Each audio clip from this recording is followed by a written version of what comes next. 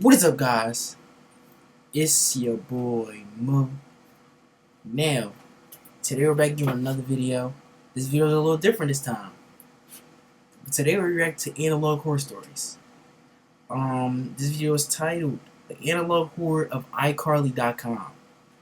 Now, I seen a glimpse of this on TikTok because I went down this little rabbit hole. Look, so how it started was I was watching them little SpongeBob video. It wasn't a SpongeBob video, but y'all know them little weird SpongeBob videos where they be having the weird schizophrenic scenarios and shit, and then they try to have some scary music on the back of it. I seen that, and then I clicked another like link word, and one of the videos in the rabbit hole was a glimpse of an iCarly analog horror story, and I was like, what the fuck?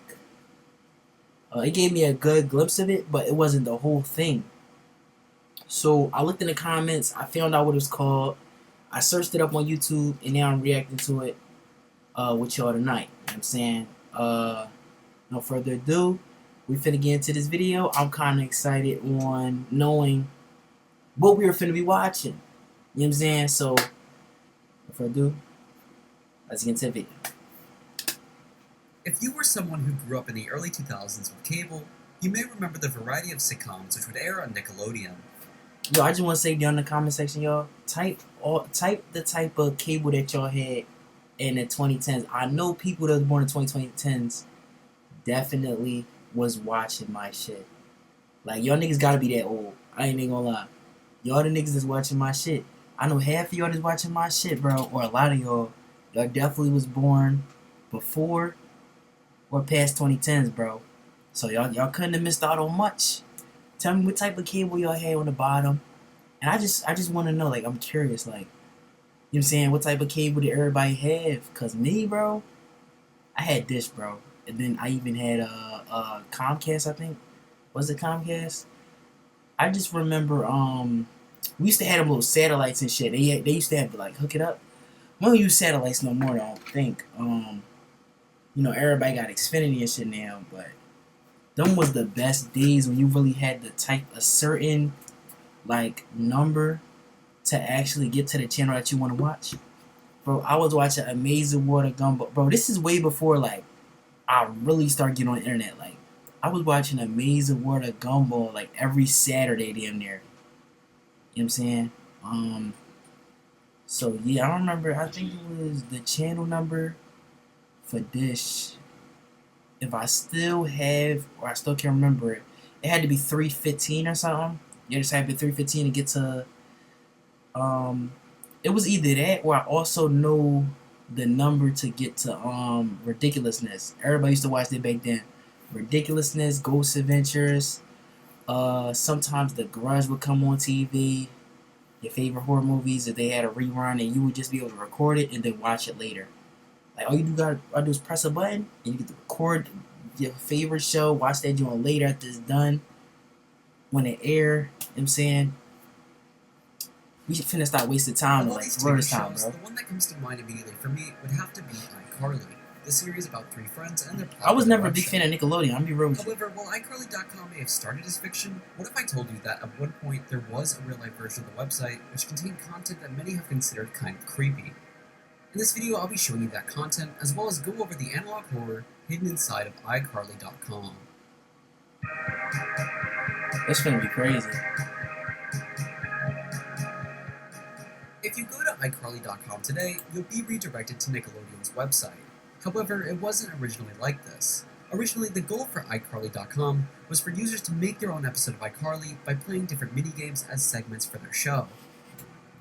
For example, there was a series that's of the part I bits called seen. Baby's Games, one of which involved taking Baby Spencer and placing him into a blender. After blending Baby Spencer, Gibby and Tebow would cheer you on to chug the Spencer smoke. Bro, serious shit like they used to scare me, bro. Like, I also remember in the 2010s, 2013, they used to have these weird ass videos on YouTube. Like, this was when YouTube was like, they not as strict as they was now. Like, everybody was posting on that joint, but it wasn't known to everybody what the fuck YouTube was. Or I don't even think we widely known if everybody knew what YouTube was, but man, they had some weird ass shit on there back then, bro. I'm telling you, I seen this one video of Sims 4, bro, or Sims probably one of the first Sims games or whatever. And basically they used to have these little weird ass scenes they would make, and it was the one where the John, where the lady had put the baby in the damn oven. I was like, bruh, are you serious right now? After that, bro, I was scared for like I don't know how long. Like, fear to me when I was younger was so crazy. Applause. While that sounds pretty creepy on its own, even stranger was the fact that other games existed on the iCarly website which were just as unsettling. Another example would be the hide and go seek game, which gave you the choice to hide in the iCarly studio. However, if you chose to hide in a washing machine, an animation would play of your character drowning. In the meantime, the character Gibby would be searching for you and eventually watch as you slowly drowned in front of him. Out of all the Gibby games, this one and the Baby Spencer Smoothie were easily the creepiest. However, the weird minigames didn't stop there. Another cast member, Spencer, also had his own series of minigames, one of which involved the mysterious character Sako. In the game Sculpting with Spencer, you'd play as the character Freddy and get sent through a forest to find Sako's house with the goal of bringing back materials for a sculpture. While walking through the forest, you would have to evade Freddy's mom. She could either appear in front of you or hidden behind you in the trees. If you were successful in getting the materials, Spencer would present you with a strange-looking statue, almost resembling a corpse. Spencer's other minigame, which was appropriately titled Spencer's Makeover, involved taking different faces of iCarly characters and molding them over Spencer's. This also included the option of uploading your own face, which would then be warped over Spencer's. After you finished playing all the Why the fuck would y'all want to do that? would task you to edit them together as your own episode of iCarly. Once completed, the characters would judge your episode and rate it on a scale of 1 to 10. If the score was high enough, your episode would be rewarded with different... Bro, I don't know why, but the type of animations or the type of shit they have in this game, it really remind me of the nostalgia that they used to have back then, bro. Try to tell you. However, if the score was low enough, you would be required to spin something called the Wheel of Punishment. Sometimes the punishment... Bro, and then look, the graphics, bro. Man, we used to play some weird ass games back then, bro. It's still creeping out, man. The photo you uploaded to Spencer's Makeover and just adding the text "I'm not funny" at the top of it. But other times, it was possible to get a punishment which was borderline illegal. Sure, the internet was so ruthless, man. Involved taking the phone number that you registered your account with and sending non-stop pre-recording calls, repeating the iCarly theme song to that number. Allegedly, it got so bad that one user who received the punishment wasn't able to call emergency services after their home was broken into because the iCarly theme song would immediately call them back every time they hung up. What the fuck? Oh, this is crazy. Yo, so this, I ain't gonna lie, I feel like half of this shit caused motherfuckers to be human trafficked, bro. With that being said, while this part of the website of making you probably get kidnapped. That's probably how they did that shit, there was bro. still other content available just as weird. Ain't no way they ain't playing no part in For that. example, iCarly.com also offered users a variety of coloring book pages you could print at home and draw on. One of which, eerily enough, was a picture of Sam laughing at Freddy while he seemingly burned alive. You could also scroll through an alleged fan mail gallery, displaying letters sent in from viewers that contained the occasional disturbing comments like, "I have tattoos of Carly on my body." However, today, iCarly.com no longer contains any of this content, with only discussions about the strange games and media remaining archived. My goal for this video was to have a news source archival for those in search of answers regarding the old website's history. So with that being said, now you know the backstory behind the analog horror hidden inside of iCarly.com. Thank you all for watching. That's crazy though, I ain't even gonna lie. Man, this the next one we gonna watch right here. What the fuck is this, bruh? When you hear the name Alvin and the Chipmunks... Alright, so yo, this one is called The Analog Horror of Alvin and the Chipmunks, How They Broke Up. We're gonna see what this is. What do you think of? For me, I remember growing up with their movies and seeing their music on TV. However, despite this popularity, the band would actually have a pretty depressing fallout. Which is why today, I'd like to tell you the story of how Alvin and the Chipmunks broke up.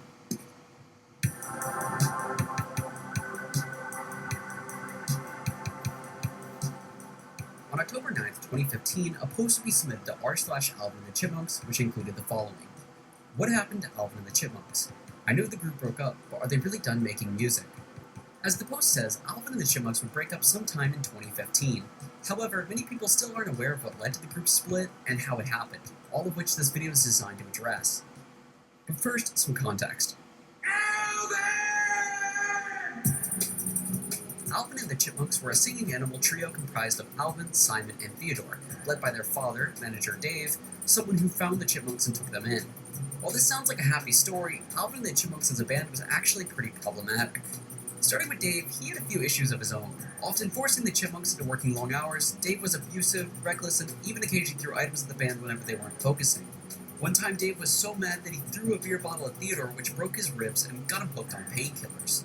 As for the group themselves, the pressure of their careers would lead them down some pretty dark paths. For example, Alvin notoriously became a drug addict, often abusing cocaine and even heroin to get through his shows. Theodore would soon follow, routinely abusing Vicodin, leaving Simon as the sober one of the group trying to keep the band together. While this sounds bad for the Chipmunks, this darker direction for the group actually allowed them to create their greatest album, the Alvin and the Chipmunks' darkest album, Sludgefest. Sludgefest was an album created by Alvin and the Chipmunks that has remained unpopular due to its obscurity among fans. When people think of the Chipmunks, they don't often associate depression and substance abuse with them. However, these were the issues that the band wanted to approach in their newest body of work. At the time of recording, the band was at a place where life seemed hopeless, but the creation of this album would change everything. With themes about drug addiction, death, and loneliness, Sludgefest quickly became the Chipmunks' most successful piece of music. It just wasn't very popular. In one interview with Simon, he described the writing process as miserable. For example, it's said that one time Theodore asked if he could write a song for the album, to which Alvin reportedly responded to by smashing a guitar on his face and telling him to get the fuck out. What In that the interview, Simon said, Bro, what? Yo, bro, do they have an actual clip of this shit, bro? That shit sound funny as hell. Like, I don't mean to be a fucked up person, gang, but yo, I would have laughed at some shit like that back then, bro. What you mean? Yo, what you mean yo. Sometimes the group would show up high, and sometimes they'd show up drunk. God help anyone who got in Alvin's way when he was drunk. While tension was high in the recording sessions, the actual music in Sludgefest translated flawlessly. Critics raved at his bold direction taken by the band, and it was inevitable they would go on tour, which would actually be the group's final touring ever. Alvin and the Chipmunks' final shows were chaotic at best and pandemonium on average. Aside from the obvious drug problems of the group, fans would be endangered by the trampling mosh pits, various objects being thrown between the stage and crowd, and even the antics of the band members themselves. One time it's said that Alvin threw an amplifier into the crowd because he was tired of hearing the sound of the other Chipmunks. Inevitably, the group would reach its final tour dates, and as quickly as their success came, it would fade. One audience member recounts the final show as follows: "Never forgot their last show. Alvin covered himself in shit, stage dived, and walked right out the front doors. Simon and Theodore kept playing their sets and invited people on stage. It was chaos that night, but it was magic you don't see anymore." After that show, the group would never tour again. However, things reached their lowest for the band when Alvin, the lead singer of the Chipmunks, would take his own life by locking himself into a microwave.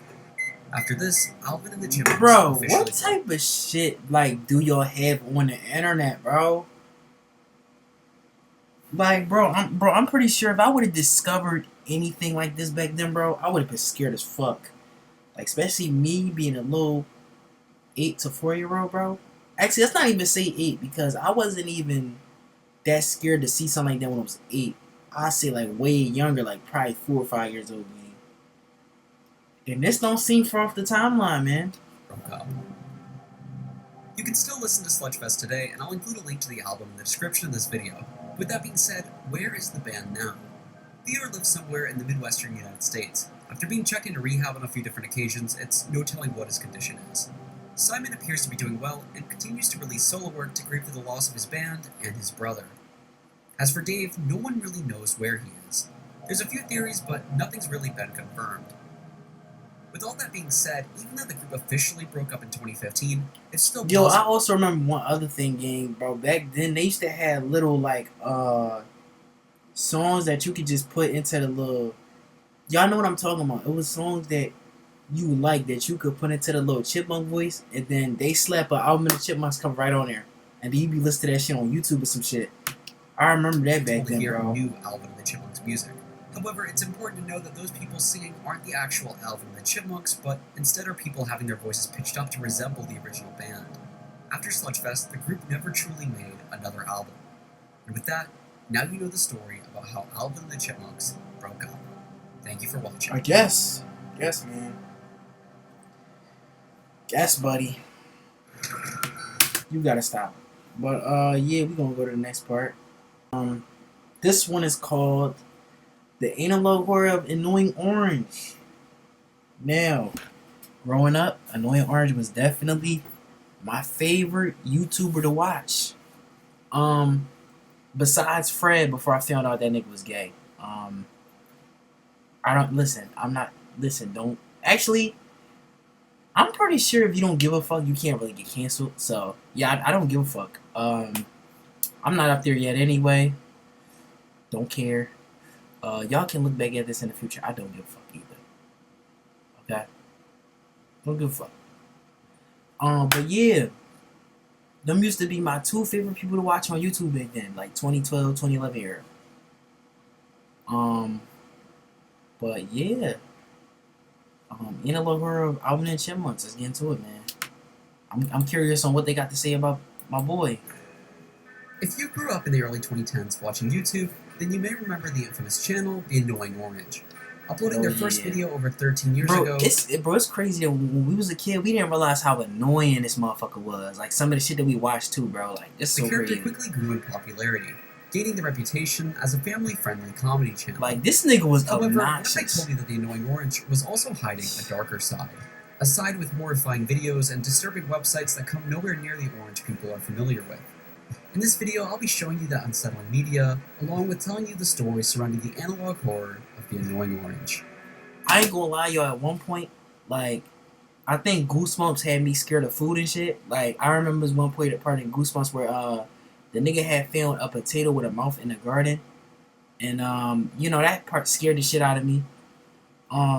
It was some weird ass shit, right? And after that, bro, I just remember me being scared of, like, some food for a little bit. And then I was also scared of, you know, talking vegetables and fruits and shit. Like, Annoying Orange really scared me at a certain point. I ain't even gonna lie to you. This had to be when I was a toddler, though. Because this is exactly when I see Alvin and the Chipmunks, and then I built that fear right up. I used to be scared of that. You know, shit that wasn't supposed to have faces on it. And then I was also scared of the giant statues that was in Egypt, bro. Like, I just remember, I wasn't even scared of, like, you know, like, anything like The Grudge, Freddy Krueger, Jason, nothing like that. I wasn't even scared of, like, you know, the thought of, like, ghosts and shit. Like, I was just scared of basically, like, the whole Egypt, like, the whole, like, energy surrounding it just kind of scared the shit out of me, the giant statues. And then also the mummies. That was a big thing I was scared of back then. I think I had to be like 3 or 4 years old. Yeah, just a little reminder. You know what I'm saying? Couldn't find the right word there. For a little context, in 2009, Annoying Orange videos were just starting to grow in popularity. So during this earlier time, it was fairly common to stumble into knockoff channels trying to cash in on the character's success. However, one of the channels uploading videos at this time would create content dramatically different than anything around. The account, named I Hate Annoying Orange, would instead upload several videos in a VHS format, filming themselves torturing fruits. For example, in one of the channel's first videos, we watch a skit where the Annoying Orange begs for his life, while the man filming peels his skin off. Later, the channel would make another upload, where this time we'd watch a video of an orange being stomped on, while the Annoying Orange Gundam-style parody plays in the background. Today, many of these videos have been deleted, and while they were pretty creepy on their own, the strangest part about them was that each one included a link in their description to a website called IHateAnnoyingOrange.com. Upon visiting the website, you'd be greeted with a short bio. Oh my god, I remember that type of stuff back then. Where you could deadass, like, bro, they even had this little joint where, damn. So you could basically watch this nigga get tortured. I remember shit like that back then. Like, as much as I was a scared kid back then, I was also a little bit of an evil kid. I remember they had this game on Y8, and you could basically torture this little mini human or something like that, and it was hanging, and you could use a gun, you could use a saw, They had like a million weapons, a million ways to torture this nigga. And I'm like, bruh. Like, bro, y'all really don't if y'all not old enough, y'all not gonna understand how crazy the internet was back then. Like, you could see a lot of shit. And I'm pretty sure all the gore y'all be seeing nowadays, bro, it was way more out there. It probably was on YouTube, nigga. Trying to tell you. Shit was way that crazy. Steven, and a forum where anyone y'all just don't know if you're too young. Orange. For example, in the blog category of the website, one user took a picture of the orange section in a grocery store and captioned it, "Lost my temper at the grocery store and had to be escorted out by employees." In another post, user XXOrangeHater29XX shared a picture of the annoying orange melting in lava, along with the caption, "You won't believe how happy this made me." Many of these posts were fairly innocent, albeit slightly creepy. However, where the website actually began to get disturbing was where this part gotta be this nigga hating fruit. On this part of the website, Steven would document his annoying orange fantasies by taking autopsy-like photos of different mutilated fruits. What the fuck? Like, I'm gonna keep it a bean. I don't even know if that really creates serial killers. What the fuck, bro? Certain shit just create mental sickness in people. I don't know what the fuck this shit gonna create. One photo, Steven is shown slicing an orange in front of 2 clementines, writing the caption, "I'll make your children watch." In another photo, Steven appears to have blowtorched a marshmallow, along with the message, "Not even a fruit," written in blood next to it. What's even stranger is that when you visit this part of the website, for real right now? Tiny little screams will play as a sound effect, almost like Steven was documenting the torture of real-life victims. However, after scrolling through the entirety of the I Hate Annoying Orange website, the most unsettling piece of media I found, ironically enough, wasn't even created by Steven. Oh my god, bro, is that on a damn iPhone? Blog section, user so-and-so that's an app. Uploaded a post mentioning the mobile app Annoying Talking Orange, along with the caption, "I think this app might be a virus. I forgot to feed my orange and now all of my contact information is missing." Hearing this got me curious, and so I did some research on the app, and what I found was pretty startling. For those of you unaware, the Annoying Talking Orange app was a game designed around 2012 in which you're responsible for taking care of a talking orange, either by feeding it or playing minigames together. However, if you weren't able to take care of your orange, things would take a dark turn. Opening the app after more than a week of inactivity would prompt you with the message, "Your talking orange is dead." After this, the app would begin acting strangely, doing things like asking permission to view contacts on your phone or gain access to your files. If you hit accept on any of these various permissions... Bro, I feel like niggas, they got illegal shit in their phone and all that, and, you know, all types of crazy shit. Like, it'll definitely send that to all your contacts and different motherfuckers and post it and shit. Like, I'm telling you, bro. Oh my god, I'm happy I was never out during that era. Like, I never had no phone or nothing. I was just a small little child. I'm happy about that.